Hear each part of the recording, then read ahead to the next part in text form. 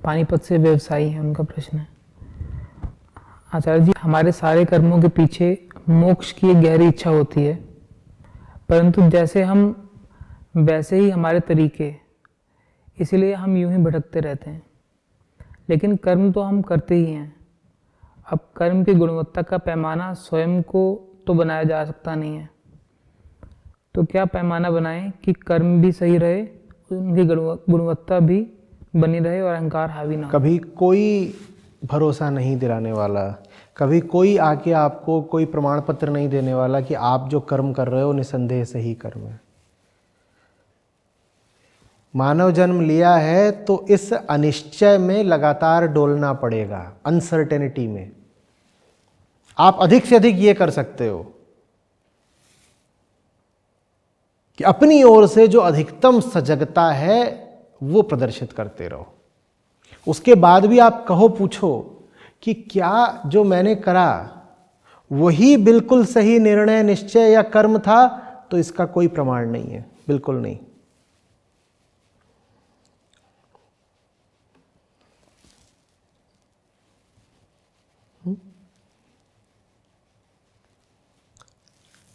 Tennis खेलने ऐसी बात है, आप अपनी पूरी जान से शॉट मारते हो, वो अधिकतम है जो आप कर सकते हो। आप पूछो क्या इससे बेहतर कुछ हो ही नहीं सकता था, इसका क्या जवाब दें?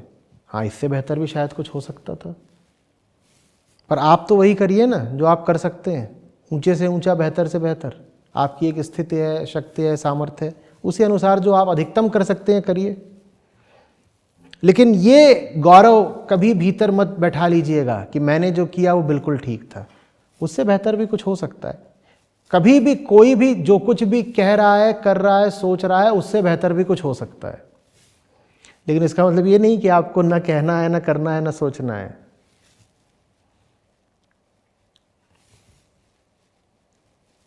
आप अपनी ओर से जो अधिकतम कर सकते हैं आप करिए।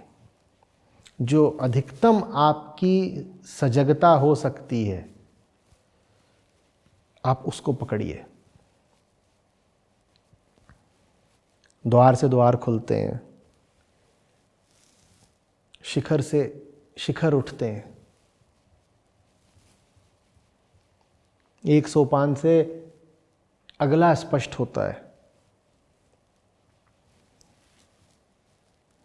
आप आगे बढ़ते रहिए। पूर्णता की अभिलाषा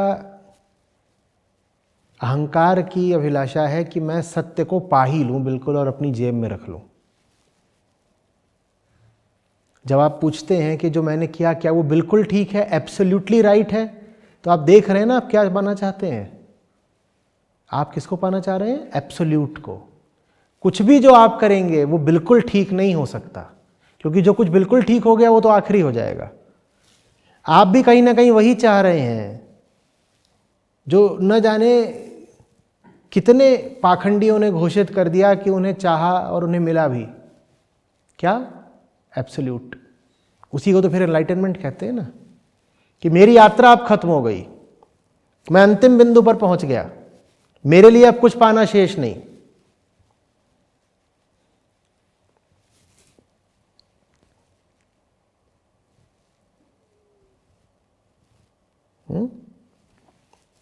आप निरंतर सजग रहें और ये आशा भी मन में ना बैठाएं कि इस निरंतर सजगता का कभी कोई अंतिम बिंदु आएगा। जब तक सांस चल रही है तब तक सजगता को चलना होगा। प्रणाम आचार्य जी।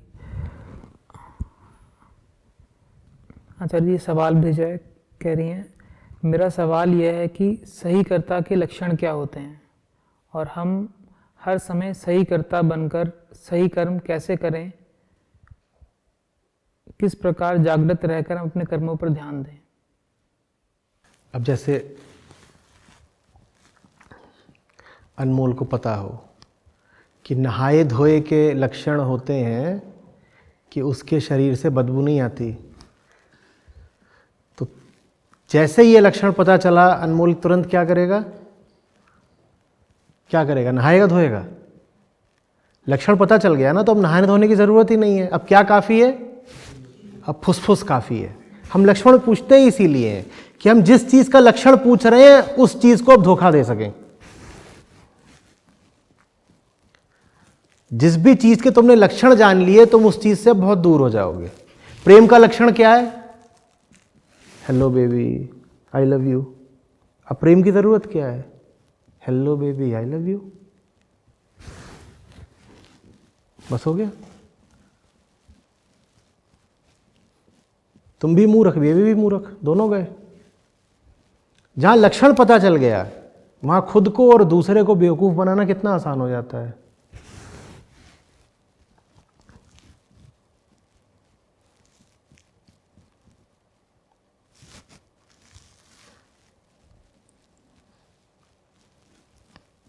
इसीलिए सिर्फ एक चीज है जिसका कोई लक्षण नहीं होता,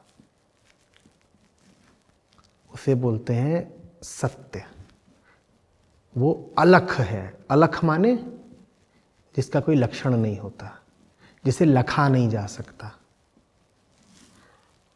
जिसे लक्ष्य किए ही नहीं जा सकता। अगर किसी चीज का लक्षण है तो वो चीज लक्ष्य की जा सकती है। सत्य का कोई लक्षण नहीं होता।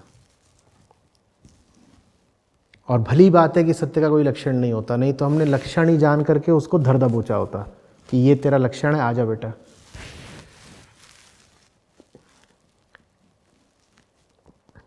अंदाज अपना अपना में बोलता है। मार्क किधर है? मार्क इधर है। वो दो होते हैं एक जैसे, जुड़वा, और कुछ पता नहीं चल रहा होता है दोनों में से असली कौन है। जैसे आप पूछ रही ना असली करता सही करता के लक्षण कैसे पहचाने, तो दोनों एक दूसरे को धोखा बता रहे होते हैं। कैसे? बोल बोल के मार्क किधर है? मार्क माने लक्षण, मार्क इधर है। और जो नकली वाला होता है वो नकली मार्क लगा के घूम रहा होता है। मार्क हमें चाहिए इसीलिए ताकि नकली लगा लो।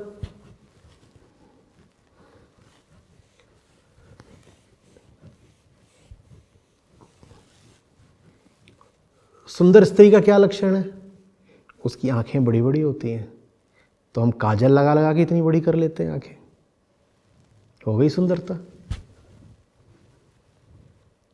जवानी का क्या लक्षण है? बाल काले होते हैं, तो हम बाल काले कर लेते हैं, हो गई जवानी।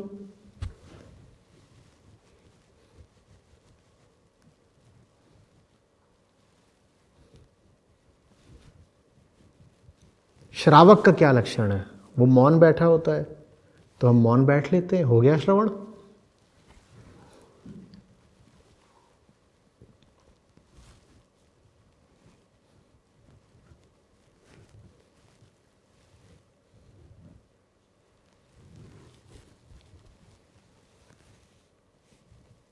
सही करता बस इतना जानता है कि उसकी कोई बिसात नहीं, और ये वो लगातार जानता रहता है। ना उसकी हाँ का कोई मूल्य है, ना उसकी ना का कोई मूल्य है। वो अपने विषय में किसी भ्रम में नहीं रहता।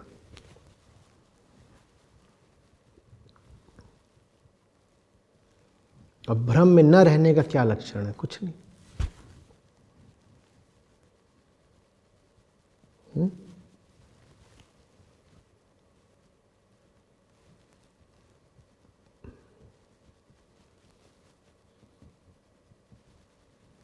अलख निरंजन। जब उसमें कोई रंजना ही नहीं, रंजना माने दोष, विकार, धब्बा, जब उसमें कोई धब्बा ही नहीं तो उसको तुम लखोगे कैसे? कोई भी चीज अपने दोषों से ही पहचानी जाती है। किसी चीज में कोई दोष ना हो, दोष माने गुण, गुण को ही दोष कहते हैं। साधारण भाषा में गुण और दोष एक दूसरे के विपरीत होते हैं। अध्यात्म की भाषा में गुण ही दोष है। कोई भी चीज अपने दोषों से ही पहचानी जाती है। दोष ना हो तो लखा नहीं जाएगा। इसीलिए सत्य अलख निरंजन होता है। न उसमें कोई रंजना है, न उसे लखा जा सकता है।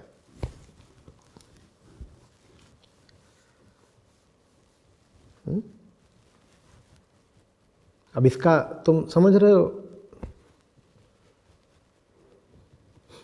असर कितनी दूर तक जाता है। इसका मतलब यह है कि तुम सत्य को पकड़ नहीं सकते।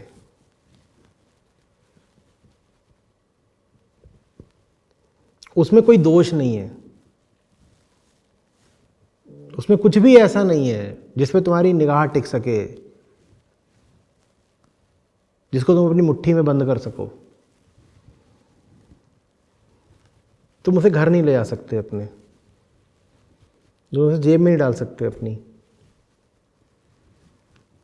वो किसी का सगा नहीं होता, क्योंकि कोई उससे कोई संबंध बना ही नहीं सकता। हम संबंध हमेशा लक्षणों से ही बना सकते हैं ना। कोई ऐसा हो जिसका कोई लक्षण ही नहीं, उससे तुम संबंध बना पाओगे? क्या बताओगे? तुम बोलो मेरा फलाना दोस्त है, ये है, बोले नाम है? कुछ नहीं, नाम तो नहीं है। दिखता कैसा है? नहीं दिखता भी नहीं है। किस रंग का है? नहीं रंग भी नहीं है। कुछ आकार वगैरह आकार भी नहीं है। माँ बाप उसके कोई माँ बाप भी नहीं है। तुम बोलो तुम्हारी पत्नी ऐसी है, तुम्हारा पति ऐसा है, तो हम संबंध सिर्फ दोषों से बना पाते हैं। यही कारण है कि जो तुमसे संबंधित है, अगर उसके गुण दोष मिटने लग जाएं, माने अगर वो सत्य की तरफ बढ़ने लग जाए, तो तुम्हारे संबंध चरमराने लग जाते हैं, रिश्ता खतरे में पड़ जाता है। क्योंकि तुमने रिश्ता बनाया ही सामने वाले के दोषों से था। उसको तुम गुण बोल लेते हो कई बार, जो भी बोल लो।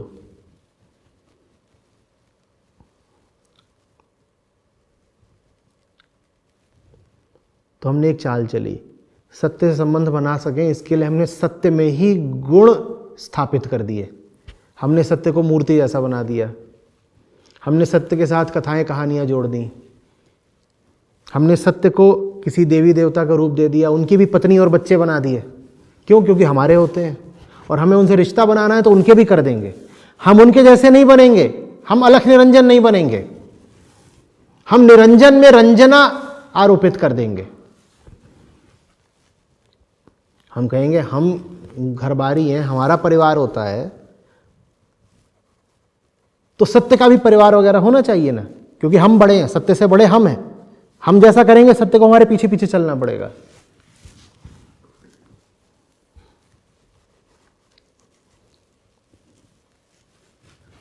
कोई लक्षण नहीं। लक्षण तो सस्ता उपाय है। लक्षण तो आलसियों के लिए होते हैं कि पहचान करने का कोई तरीका नहीं, तो कह रहे हैं लक्षण बता दो, दिखता कैसा है।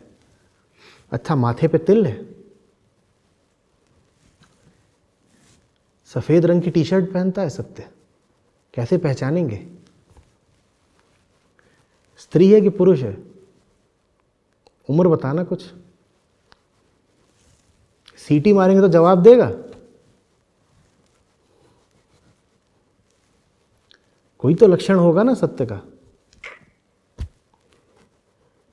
तो फिर हमारा कोई लेना देना नहीं ऐसे सत्य से। हम सीटी मारे, जवाब ही नहीं दे रहा, यारी कहाँ है फिर?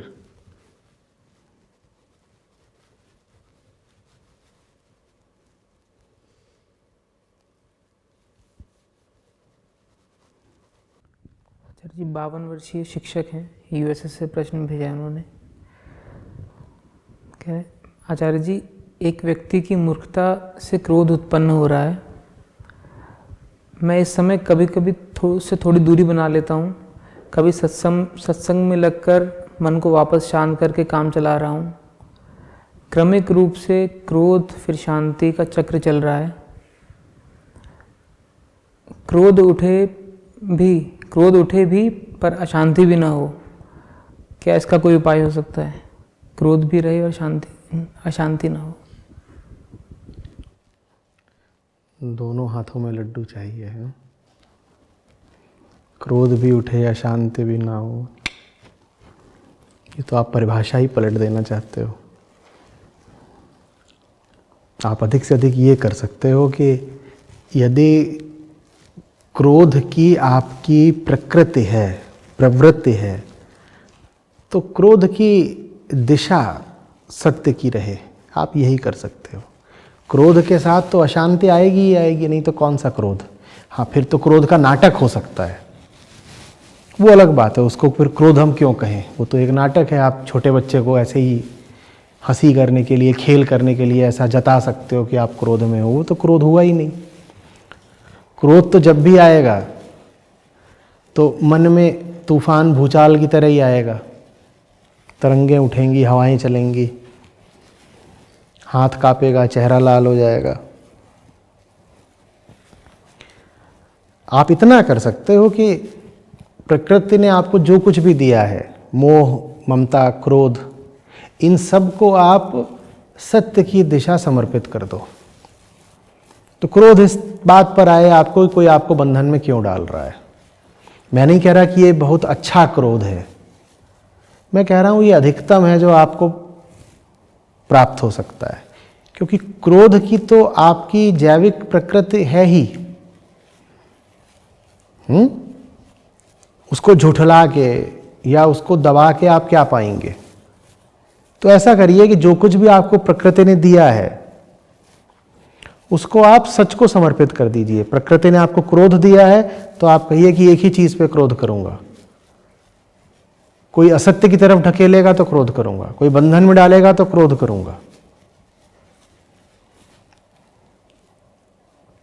प्रकृति ने आपको बड़ी ममता दी है तो आप कहिए जो मेरा है उसी को फिर अपना मानूंगा। मम क्या भाव है ना, तो जो मेरा है उसी के प्रति बस ममता रखूंगा। कौन है मेरा?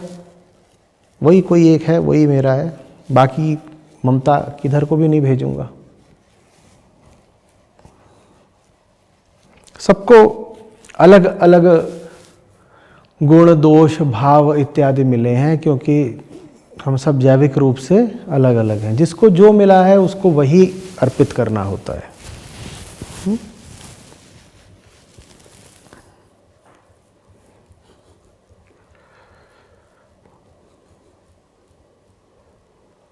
और इसमें जो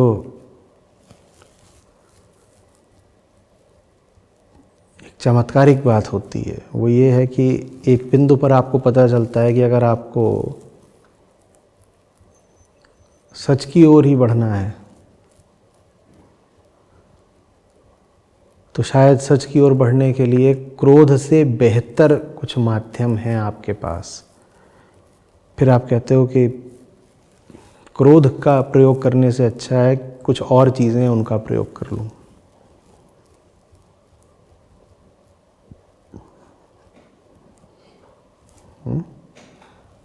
धीरे धीरे फिर क्रोध शिथिल होने लगता है। तो सूत्र ये निकला कि क्रोध का सही प्रयोग ही शनैः शनैः क्रोध से मुक्ति दिला देता है। प्रकृति का सही प्रयोग ही धीरे धीरे आपको प्रकृति से मुक्ति दिला देगा, और प्रकृति का दुरुपयोग आपको प्रकृति की दलदल में और गहरे धंसा देगा।